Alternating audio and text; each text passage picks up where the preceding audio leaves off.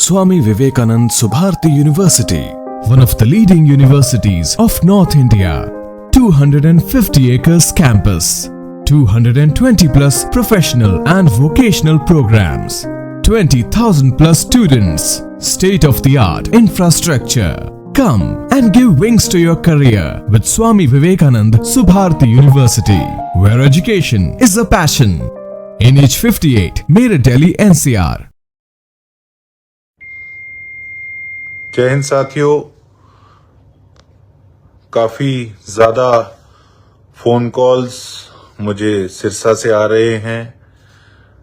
मैं अच्छे से समझता हूं कि आप सभी मुझे कितना प्यार करते हैं, कि आप सभी बेसब्री से अपने भाई का, अपने बेटे का इंतजार कर रहे हो। पर काफी लोग, मैं एक बात कहना चाहूंगा, काफी लोग ये बात भी कहते हैं चुनाव जीत चुके हैं, ढोल बजा दो, लड्डू बांट दो। साहब, क्षमा चाहता हूं कि इन चीजों करके ही चुनाव जो है वो ढीला होता है। देखिए, चुनाव तो पिछला भी आप सबने आजाद लड़ा था। टिकट की उस समय कोई बात नहीं थी। आप सबने जोर लगाया, तभी कहीं जाकर 44,000 के करीब वोट आए। तो देखिए, मैं तो एक बात कहना चाहूंगा कि मेहनत करनी पड़ेगी। कभी भी विरोधी को कमजोर नहीं समझना चाहिए। लड्डू बांटना, ढोल बजाना जब रिजल्ट वाले दिन जीतेंगे, उससे पहले इन बातों का कोई फायदा नहीं है। लड़ाई लंबी है। उसके साथ सभी फोन करके कई अपना मनोबल गिराते हैं कि जी वो तो पैसे बांट रहे हैं, ये कर रहे हैं, वो कर रहे हैं। सिरसा वासियों, मैं एक बात आपको कि मैंने जो हो सका अपनी तरफ से कोई कसर नहीं छोड़ी। मैंने साफ कहूंगा, ये लोग तो जो आज आपके पास 4-4 चक्कर मार रहे हैं, इन्होंने तो दाब के नोट कमाए हैं, और किस कारोबार में से, कैसे कारोबार में से कमाए हैं आप भली भांति जानते हैं। ये तो आज डिग्गियां पैसे की भर के बांट रहे हैं। मैं तो साफ कहूं, मैं तो जेब अपनी खाली लेके जाऊं, मेरे पीछे तो लोग खर्चा कराएं, मैं तो आप कहूं, मैं सेवादार हूं। मैंने अपनी सेवा में 7 साल में कोई अपनी तरफ से तो कोई कसर छोड़ी नहीं। अब सभी कह रहे हैं, कभी किसी का भाई आ रहा है, भतीजा आ रहा है, उनके वर्कर आ रहे हैं। जब 5 साल सिरसा वासियों आपको जरूरत थी, उस समय कौन आता था आपके बीच में? 1 महीने के लिए अगले आए तो आप मुझे ये कहेंगे कि वो आने लगे, आप अपने में से कोई भी नहीं आ रहा। साहब, एक बात कहना चाहूंगा, मेरे फादर साहब की सेहत पिछले इलेक्शन में परमात्मा ने बड़ी मुश्किल से बचाई। उसके बाद भी कोई ना कोई शारीरिक दिक्कतें, परमात्मा ने आशीर्वाद रखा हुआ है। मेरी माताजी की आप एज देख लो, कितनी एज है। 5 साल क्या, उनका जीवन ही सिरसा वालों के लिए, कभी किसी की खुशी है, कोई गमी है, उन्होंने, बल्कि हम कई बार अलगर्जी कर जाते हैं, वो अलगर्जी नहीं करते।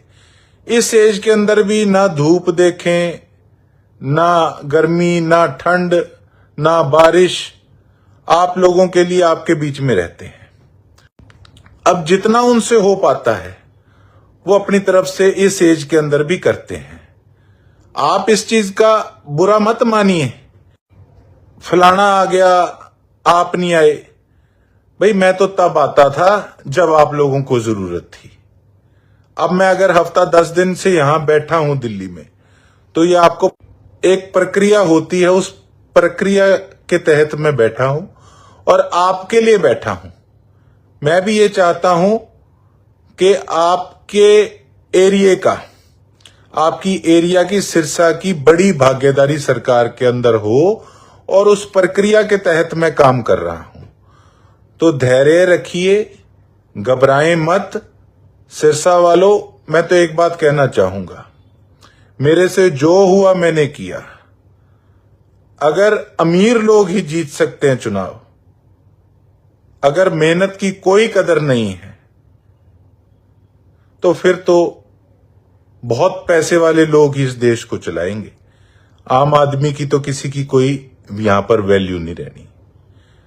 माफी चाहता हूं, भूलना मत इन चीजों को।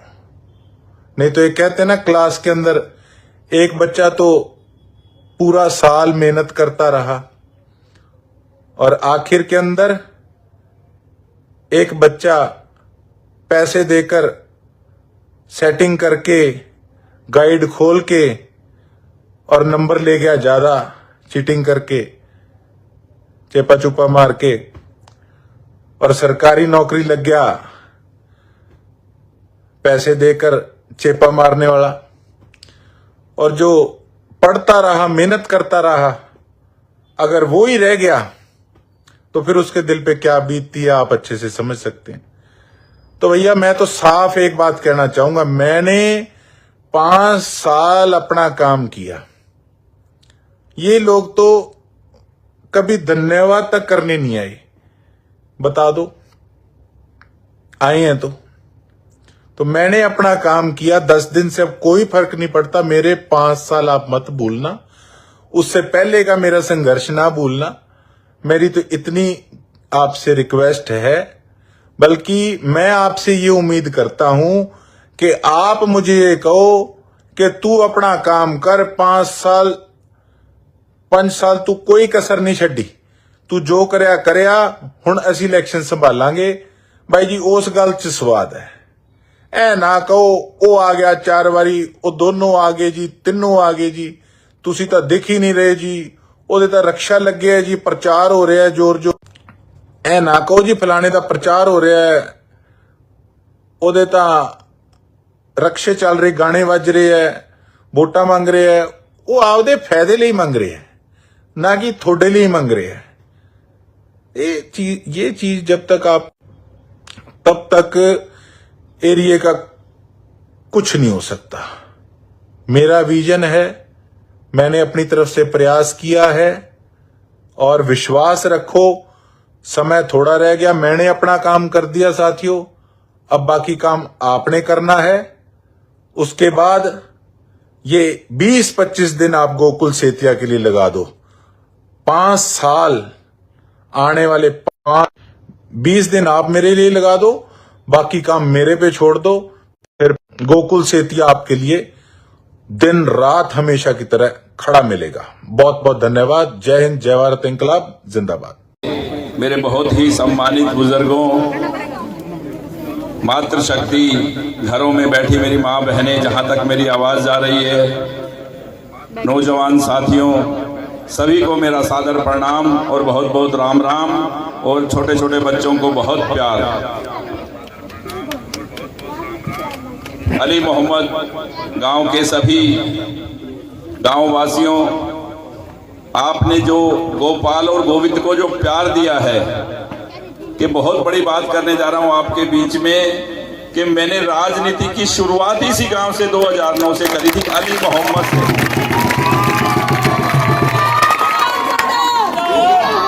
सबसे पहला गांव गोविंद यहीं आया था और यहीं से शुरुआत की, और इस धर्म के पहिए को आगे बढ़ाने में और इस समाज सेवा को बहुत गति देने में इस हरियाणा में, इस सिरसा में अगर किसी गांव का हाथ है तो वो अली मोहम्मद गांव के सभी निवासियों का हाथ है। देखो, अगर इतना प्यार शुरुआत में ही नहीं मिलता तो इंसान सोचता है कि यार गांव में तो कोई अपन पूछो ही को नहीं, गांव में गए तो कोई बात ही कौन करी के करांगा, तो आदमी पीछे हट जाए। पर गांव में जो थे प्यार दियो, जो मान सम्मान दियो, वो गोपाल और गोविंद ता जिंदगी थारा एहसानमंद है।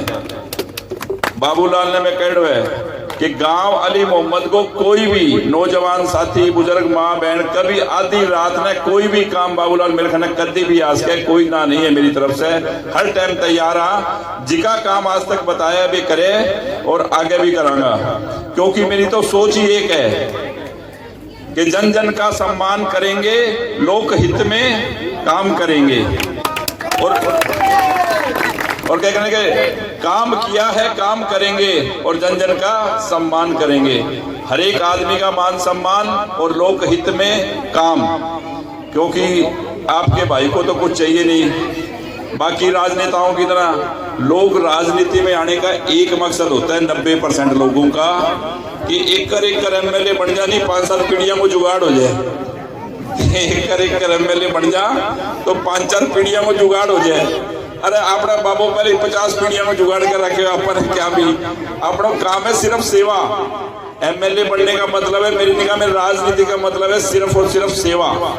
कि राजनीति में आपको एमएलए बनने के लिए वो ताकत चाहिए जो काम आप पैसे से ना कर सकें, जो सरकार की मंजूरी चाहिए, जो सरकार से हो, उन कामों के लिए राजनीति है मेरे लिए। बाकी तो ये गांव के काम और ये सेवा, हमारा भाई सामने इलेक्शन लड़ने वाला तो एक बात कह रहे हैं कि ये दोनों भाई तो कथा करा दे, रोज कई बाबे ने कई पंडित ने बुला ले, गरीब आ जाए बोले बिना ने 2 रुपया दे दे, गांव वाला ने पैसा दे दे, गरीब आदमी ने बुला दे, कई टापर की फीस भर दे, कभी गांव में बोतल बांट दे, कभी कुछ कर दे, कभी कुछ कर दे। तो भाई थारपा की कमी है, थे भी टापर ने कोई गोली टॉफी बिस्कुट कभी तो बांट दो की। अरे जेब में हाथ डालो तो सीखो, पर सोच ही को नहीं कुछ करने की नियत ही नहीं है। 25 साल राज करे वो परिवार, 25 साल सरसा में। कभी भी आवे तो पूछ लियो ईमानदारी से कि एक काम बता दे भाई, पहले एक काम बता 25 साल में थे कि काम करे, एक भी काम बता। मेरे ख्याल समाज का लोग इकट्ठा हो गया 2009 में, बोला भाई साहब से एमएलए बन गया, हमारा धर्मशाला तो दे दो। अभी कांग्रेस की सरकार थी, हुड्डा साहब को राज हो, आपा थारा बनाया एमएलए था। मैं को भी सरसा में धर्मशाला चाहिए, हुड्डा साहब दो। बोले जी कौन सी? मैं अग्रवाल समाज की और एक पंजाबी समाज की, अरोड़वन समाज की। बोलो यार तू तेरी बाणिया वास्ते मांगे तो ठीक है अग्रवाल समाज की, अब पंजाबियों की अरोड़वन समाज की क्यों मांगे? मैं भेदभाव कौन करूं? मैं ना कभी भेदभाव करे, ना कोई जात पात करी है। गोपाल 36 बिरादरी की राजनीति नहीं करी है, 37वीं बिरादरी जने कहे इंसानियत। मैं कभी मैं इंसानियत की राजनीति करूं और मैंने तो दोनों समाज की धर्मशाला चाहिए। शहर में विश्वकर्मा चौक में सबसे महंगी जगह, करोड़ों करोड़ों अरबों रुपया की।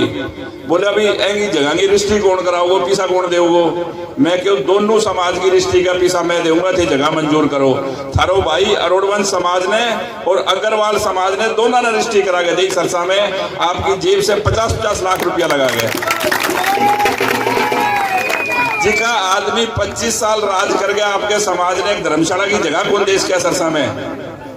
5,000 रुपया कभी जेब में से निकाल के टापर की फीस का कौन दिया? वे के सेवा करेगा, के राजनीति करेगा? मैं तो समझ को नहीं आवे क्या भी वोट मांगना है। वे थारी सोच ही कोनी समाज की सेवा करने की और कोई काम करने की। तो क्या चीज की राजनीति करना चाहो बता तो दो भी की करोगा थे। 14 और 19 में मैं एमएलए कौन थो, मेरे सामने बहन सुनीता सिंधिया खड़ी थी और सरकार कहेंगी थी बीजेपी की। अरबा क्यों सीटों खड़ी हुई? बीजेपी की सीट से आरेडो एमएलए 30,000 25,000 वोट लेडो 35,000 एमएलए ही होए। खट्टर साहब कोई राज हो, एक भी काम करायो, सिर्फ दरी बिछाने के अलावा कोई काम तो नहीं। लेबर रोज दरी बिछा दे सरकार के खिलाफ। लोग सरसा का तंग आ गया, बस सरकार भी तंग आ गई। आखिर में राम राम करके पेंडा छुड़ाए, बोले भाई तो कहीं और देख। तो ये सोच इस तरह की है। ये मैं थाने एम से बताया है कि एक तरफ समाज सेवा की सोच और एक तरफ सिर्फ और सिर्फ खाली बेवकूफ बनाने की राजनीति की सोच। तो मेरी निगाह में राजनीति सिर्फ और सेवा है। अगर चाहता तो 2014 से 19 तक कुछ काम करवाता। सरकार थारी थी, हार गया तो क्या हारे एमएलए काम कौन करावे? मैं के काम कौन कराया? काम करा सके पर सोच को नहीं। सरकार के खिलाफ ही लड़ाई लड़नी, हमेशा उल्ट बात करनी और गलत बात करनी, गलत अफवाह फैलानी। बोले गोपाल आयो को नहीं। अरे गोपाल तो भाई सरसा मिला आयो कड़े को नहीं ठीक कौन दिखा कदी कड़ी पिछले इलेक्शन में गोली चला के बड़े कौन दिखो 3 साल बाजियो कड़ी कौन दिखो पिछले इलेक्शन कदी कौन दिखो 2 साल। हर टाइम अगर 24 घंटा है हरियाणा में कोई ऑफिस खुलो तो वो गोपाल और गोविंद को चाहे वह कोरोना आई चाहे कोई बीमारी आई फिर मैंने ऑफिस को एड्रेस बताओ जिको कह भी भाई मेरे पजामो कीचड़ में करके फोटो खिंचवा के फेसबुक पे तो गाली हो जाए क्योंकि मैं खबारी नेता को नहीं भाई मैं असलियत में हूँ समाज सेवी वे करे नेता का काम भाई पजामो भर लियो और कहीं कूड़ा के ढेर करने खड़े हो गया फोटो खिंचवा ली और फेसबुक पे फोना पे गाली।